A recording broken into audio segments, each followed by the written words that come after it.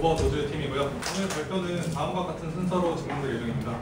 첫 번째로는 프로젝트 개요, 두 번째는 팀 구성 및 역할, 세 번째 프로젝트 수행 절차, 네 번째는 수행 경과입니다. 여기서 개발 환경, 활용 기술, 핵심 기능, 구현 방법 등을 설명하며 저희 최종 결과물을 보여드리겠습니다. 그 자체 평가 후 마지막으로 Q&A 질문을 받고 발표를 마무리하겠습니다. 첫 번째로 프로젝트 개요입니다. 현재 화면에 보이시는 표는 요기요에서 초보 사장님들에게 권장하는 재고 조사표 양식입니다. 요기요 같은 큰 플랫폼조차도 재고 조사를 수기로 작성할 것을 권장하고 있습니다. 이는 현재 외식업계의 많은 매장들이 여전히 재고 관리를 자동화하지 못하고 있다는 현실을 보여주는 대표적인 사례입니다. 매일 수기로 조사하고 작성하는 방식은 반복되는 작업으로 인해 사장님들의 피로도가 증가할 뿐 아니라 사람 손에 의존하다 보니 오류 발생 가능성도 높아지는 문제가 생깁니다. 그렇다면 이러한 불편함이 있음에도 불구하고 왜 외식업계에서는 여전히 수기로 재고를 관리하는 걸까요?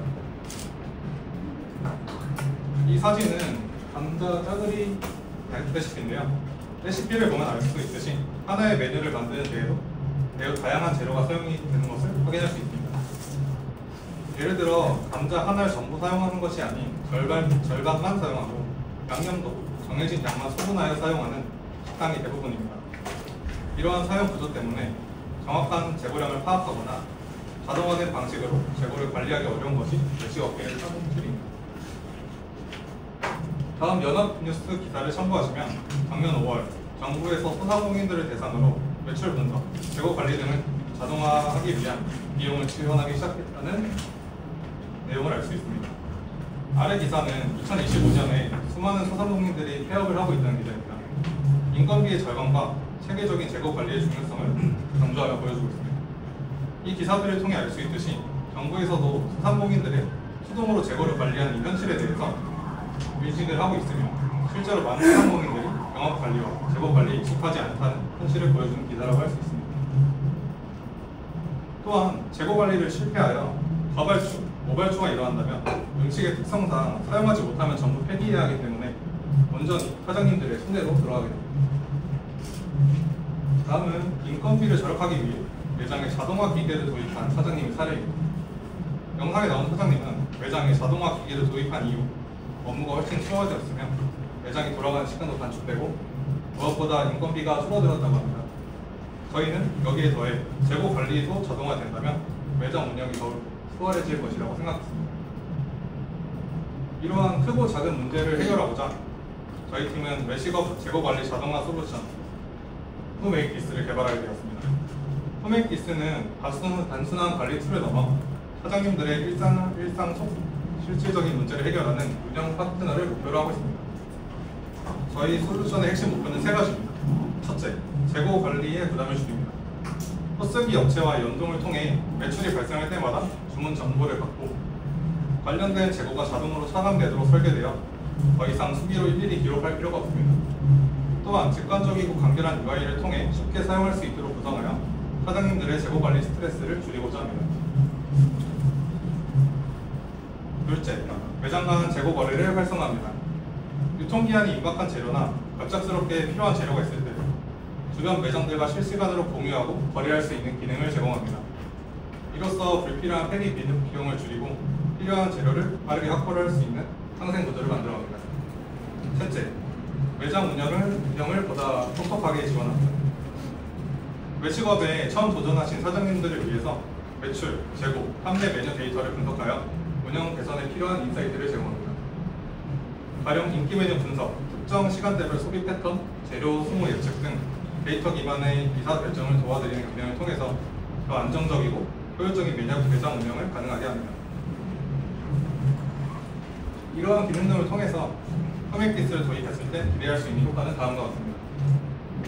홈메이키스는 유통기한이 임박한 재료와 발주가 필요한 품목을 자동으로 알려주고 포스기 업체와 연동을 통해 매출 발생 시 주문 정보를 받아 재고 자동 차감을 수행합니다. 따라서 외식업 운영이 처음인 초보 상인들도 쉽게 재고를 파악하고 관리할 수 있습니다. 또한 기존에는 영업 종료 매일 직접 재고를 확인해야 했다면 이제는 주 1, 2회 간단한 실사만으로 전산 데이터 대조를 확인하고 조정하면 됩니다. 두 번째 기대효과입니다. 과거에는 과발주나 오발주로 인해 남은 재료를 유통기한이 지나 폐기하는 일이 많았습니다. 저희 솔루션은 주변 3km 이내의 매장들과 실시간 재고 거래가 가능한 시스템을 통해 이러한 재료들을 필요한 매장과 공유하거나 판매할 수 있게 도와줍니다. 이를 통해 재료 폐기율을 줄일 수 있고 필요한 재고를 더 저렴한 가격에 구매하는 것도 가능합니다. 그리고 이때 발생한 수수료를 수익 모델로 생각해봤습니다. 또한 메뉴가 잘 팔리지 않아 재료 유통기한이 지나버리면 그 피해는 곧 매출 손실로 이어집니다. 저희 솔루션은 매장 현황 분석을 통해 이러한 불필요한 손실을 줄이고 재고 활용도를 극대화하여 결과적으로 매출 향상에 기여할 수 있습니다. 다음은 팀 소개 및 역할입니다. 저희 팀은 총 4명으로 이루어져 있으며 팀장 서찬영, 팀원 선태현, 팀원 오승재, 팀원 김유진으로 구성되어 있습니다. 저는 PM 프로젝트 매니저와 서버, 매장 간 거래 기능 파트를 맡았습니다. 오승재 팀원은 회원 매출 분석 기능을 구현했습니다. 선태현 팀원은 포스 구현, 재고 차단 기능을 구현했고요. 김유진 팀원은 재고 관리 기능을 맡아서 개발하였습니다. 그리고 저희 멘토이신 최연아 멘토님께서는 프로젝트 기획적 피드백 제공 및 질의응답을 도와주셨습니다. 다음은 1년의 자료들을 살펴보며 프로젝트의 수행 절차를 설명드리겠습니다. 먼저 저희는 WBS로 전체 일정을 관리하였습니다. WBS는 다음과 같은 일정으로 구성이 되어 있습니다. 1주차부터 2주차 중반까지는 프로젝트 기획을 진행하였습니다. 이 기간 동안 프로젝트 주제를 정하고 전체적인 기능 구성과 역할 분담을 완료했습니다. 2주차 중반부터 3주차까지는 프론트엔드 뷰 컴포넌트 구현을 중심으로 개발을 진행하였습니다. 4주차에는 백엔드 기능 개발 및 API 연동 작업을 수행하며 전체 기능을 연결하였습니다. 5주차부터 8주차까지는 CI/CD 구축, 바리 테스트, MSI로 마이그레이션 시도 등 안정성과 유지 보수를 위한 작업을 시행하였습니다. 마지막으로 9주차에는 프로젝트 마무리 및 발표 준비를 하며 최종 점검을 마쳤습니다. 저희는 프로젝트 시작 단계에서 요구사항 정의서를 작성하며 필요한 기능들과 사용자 시나리오에 대한 심도 있는 고민을 진행했습니다. 요구사항 정의서를 통해 어떤 기능이 필요한지, 어떤 흐름으로 동작해야 하는지, 어떤 사용자가 어떤 기능을 사용할 것인지 등을 구체화하였고, 이 과정을 통해 전체 시스템의 큰 그림을 명확히 파악할 수 있었습니다. 요구사항이 정리된 후에는 각 기능에 대해 업무적 중요도, 사용 빈도, 개발 난이도 등을 종합적으로 판단하여 우선순위를 부여하고 이에 따라 개발 순서를 정했습니다. 기획이 확정된 이후에는 요구사항을 기반으로 필요한 데이터 모델을 설계하고 ERD를 작성하였습니다. 이 과정에서는 각 기능에서 필요한 데이터 항목, 테이블 가득 담긴 데이터 흐름과 정규화 여부 등을 면밀히 검토하여 기능 구현이 가능한 구조로 정리하였습니다. 실제 개발 단계에서는 다음과 같은 툴을 통해 체계적인 협업을 유지했습니다. 디스코드를 통해 실시간으로 팀원과 소통하고 이슈를 빠르게 공유하였으며 GitHub의 이슈 및 프로젝트 기능을 활용하여 각 기능에 대한 작업 항목을 등록하고 현재 상황을 칸반보드 기반으로 시각화하여 관리했습니다. 이러한 협업 환경 덕분에 팀원 간 역할 분담과 일정 관리가 원활하게 이루어졌고 예상보다 더 안정적으로 프로젝트를 운영할 수 있었습니다. 다음은 수행 경과입니다. 먼저 저희의 개발 환경에 대해 소개드리겠습니다. 저희 팀은 총 6대의 PC를 활용하여 쿠버네티스 클러스터 환경을 구축하였습니다. 특히 인프라 구성의 자동화와 일관성을 위해서 뒤에서 소개드릴 엔서블이라는 자동화 도구를 적극 활용하였습니다. 여기 우측 상단에 보시는 것처럼 엔서블 컨트롤 노드를 중심으로 각 노드와 SSH로 연결하여 플레이북을 실행함으로써 클러스터 환경을 반복적으로 손쉽게 재구성하거나 업그레이드하는 작업을 효율적으로 수행할 수 있었습니다. 다음은 기술 스택입니다.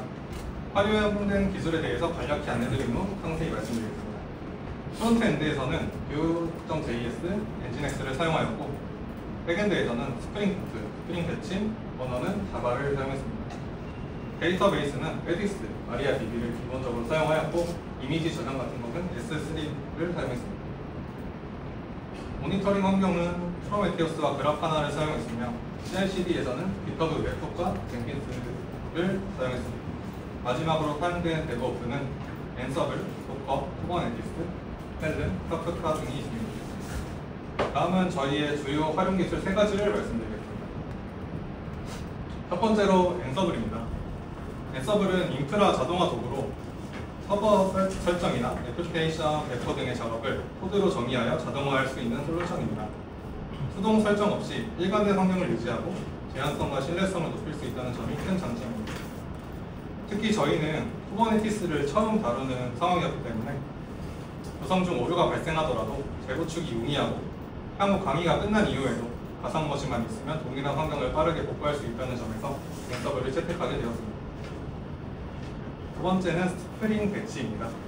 스프링 배치는 대용량 데이터 처리를 위한 배치 프레임워크입니다. 청크 단위 처리 방식을 기반으로 대규모 데이터를 안정적으로 처리할 수 있으며 실패 시 자동 제시도, 롤백 등의 트랜잭션 관리가 예정되어 있어 복잡한 로직 없이도 안정적인 배치 작업이 가능하다는 장점이 있습니다. 저희는 주기적으로 실행되는 데이터 처리 작업을 효율적으로 관리하기 위해 스프링 배치를 도입하였습니다. 마지막으로 레디스입니다. 레디스는 메모리 기반의 키 밸류 저장소로 속도가 매우 빠르다는 것이 가장 큰 특징입니다. 저희는 다음과 같은 이유로 레디스를 활용했습니다. 자주 조회되는 데이터를 캐싱하여 DB에 대한 읽기 부하를 줄이고 쓰기 트래픽이 급증할 때 임시로 데이터를 레디스에 저장한 뒤 안정적으로 IDB에 반영하는 구조를 통해 DB 부하를 분산시키기 위해서입니다. 다음은 저희 프로젝트의 시스템 아키텍처입니다. 저희는 로컬 네트워크 환경에서 앤서블 기반의 투버스트 페이를 이용하여 쿠버네티스 클러스터를 구축하였습니다. 데이터베이스, 로드 밸런서, 스토리지 클래스 등 주요 리소스는 헬름 차트를 통해서 손쉽게 배포 및 설정 자동화를 구현하였습니다. 백엔드와 프론트엔드에 사용한 기술들도 자세히 보면 설명드리겠습니다. 프론트엔드는 vue.js로 구현하였으며 빌드된 정적 파일은 엔진X를 통해 배포하였습니다. 뷰를 선택한 이유는 낮은 진입 장벽과 뛰어난 생태계 지원 덕분이었습니다.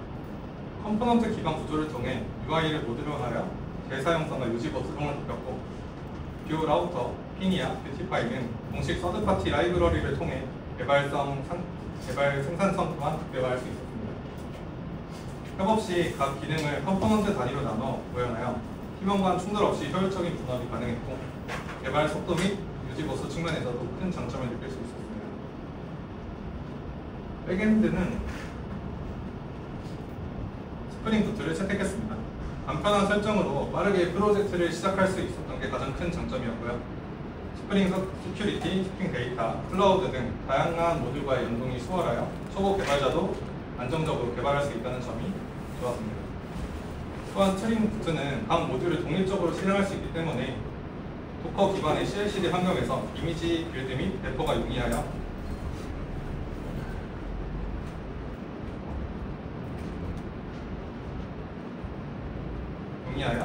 MSA로 확장하기가 적합했습니다.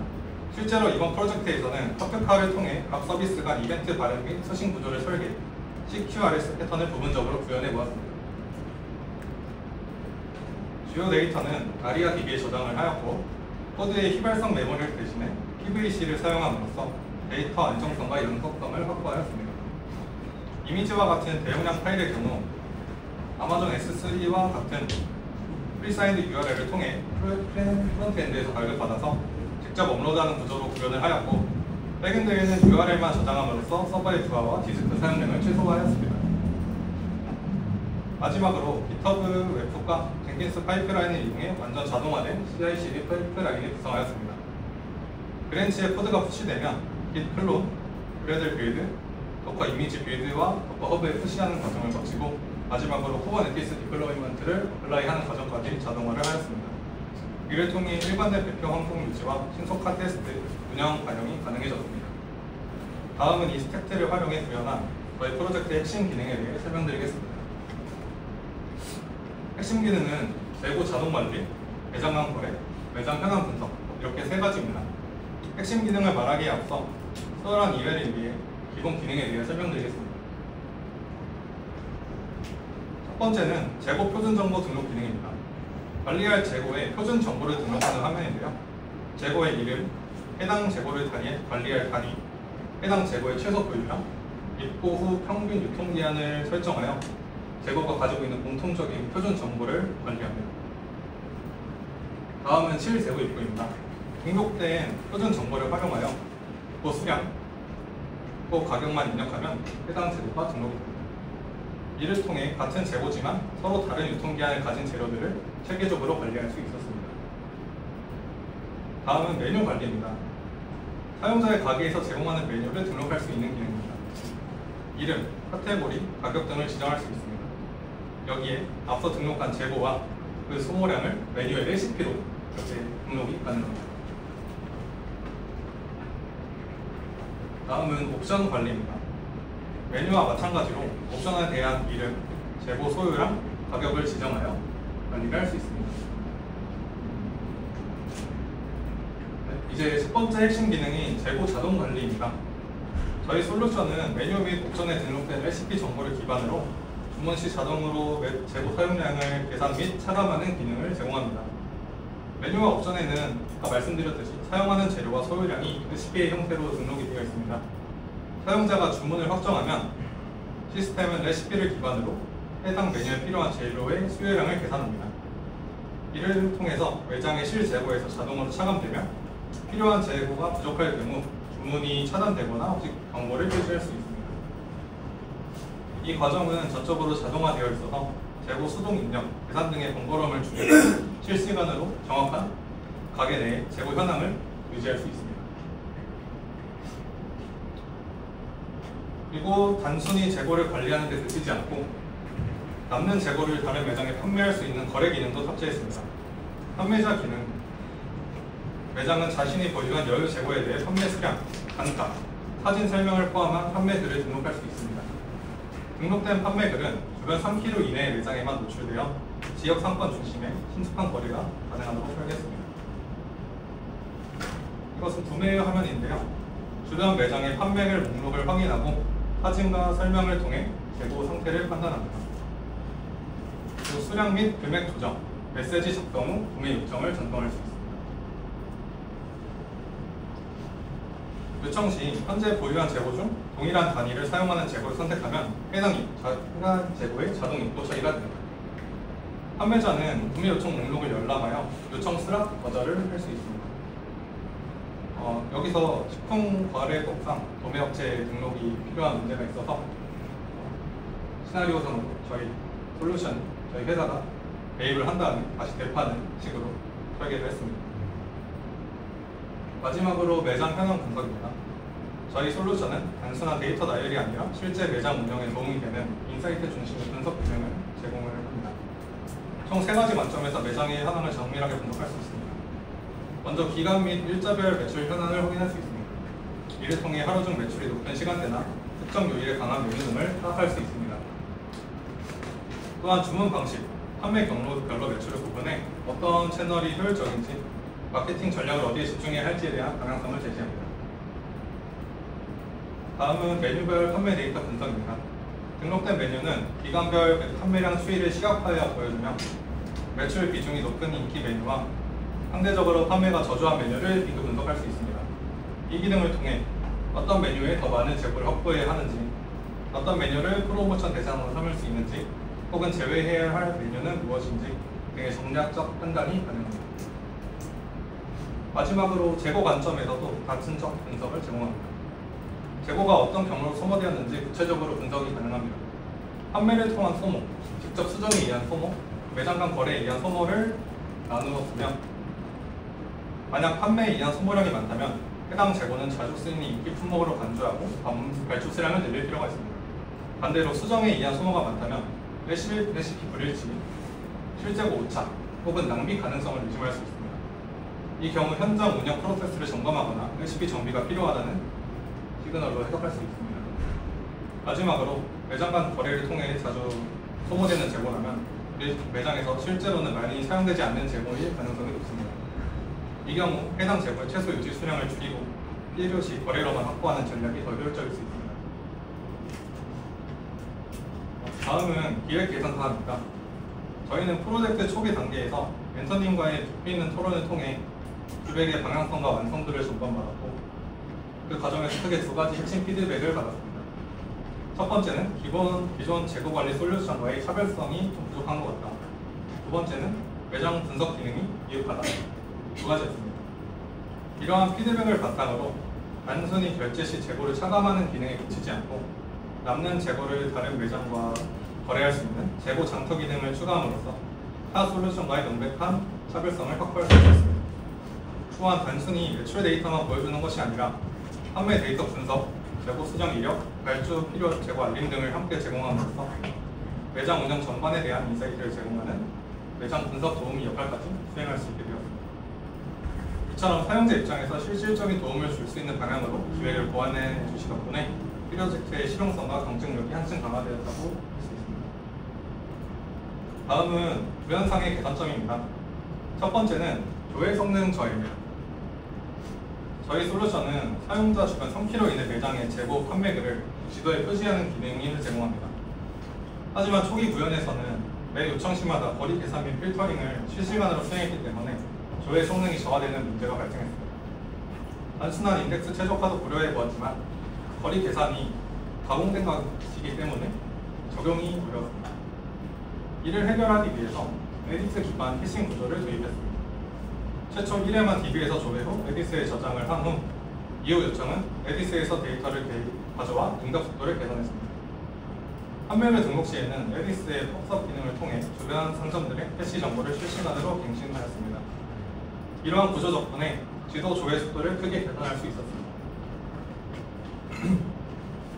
두 번째 문제점은 스케줄러였습니다. 저희 프로젝트의 핵심 기능 중 하나인 매장 운영 현황 분석은 초기에는 스프링 스케줄러를 통해 백엔드 파드 내에서 실행하고 있었습니다. 하지만 분석 모직이 동작하는 시점에 외부 요청이 들어올 경우 파드의 부하로 인해 응답 속도가 느려지고 사용자 경험이 점차 저하되는 문제가 있었습니다. 이를 해결하기 위해서 스프링 배치 기반의 독립 배치 모듈을 구성하였습니다. 개선 후의 장점은 다음과 같았습니다. 첨가 기반 처리로 대용량 데이터 처리 효율적이고 백엔드 파드와 분리적으로 분리되어 기존 서비스에 영향이 없습니다. 중복 실행 방지 및 상태 관리 기능으로 관리와 편의성이 향상되었습니다. 이 방식은 운영 분석의 안정성과 시스템 응답 속도를 동시에 확보할 수 있었습니다. 마지막으로 주문의 비효율성이 있었습니다. 매식업 특성상 점심, 저녁 시간대에 주문이 집중되며 기존 구조에서는 주문 요청 시 재고 검증, 주문 저장, 재고 차감을 한 트랜잭션 내에서 실행을 하였는데 너무 로직이 길어지다 보니까 주문이 폭주할 시 CPU 부하가 굉장히 높아졌다는 것을 볼 수가 있었습니다. 이럴 경우 응답 지연, 트랜잭션 범위 확장, 서비스 전체 장애로의 전파까지 가능성이 있었습니다. 따라서 이를 해결하고자 MSA 아키텍처로 구조를 개선했습니다. 주문 모듈과 재고 관리 모듈을 분리하고 주문 요청은 주문 모듈에서 검증 및 저장, 재고 차감은 별도 재고 관리 모듈에서 비동기적으로 처리하였습니다. 이를 통해 주문 폭주 시에도 다른 응답, 서비스 단위 장애 경미, 안정성 확보 등의 효과를 얻을 수 있었습니다. 마지막으로 자체 평가입니다. 저희 프로젝트 완성도는 8점으로 평가를 했습니다. 중요한 기능은 대부분 완성해왔고 피드백 내용 반영으로 차별성을 확보한 점은 좋았으나 일정 관리의 실패와 주문 쪽 레디스 캐시 기능이 좀 구현되지 않아서 아쉬웠습니다. 다음으로 프로젝트의 잘한 점과 아쉬운 점입니다. 잘한 점은 앤서블을 이용해 다중 노드 환경에서도 동일한 설정 관리와 재현이 가능한 인프라를 구현했다는 것과 MSA를 사용해 서비스 간 결합도를 낮추고 확장성과 유지 보수성을 향상시켰다는 것입니다. 아쉬웠던 점은 한정된 시간으로 매장 현황 분석 같은 일부 기능을 고도화하지 못했다는 것이었습니다.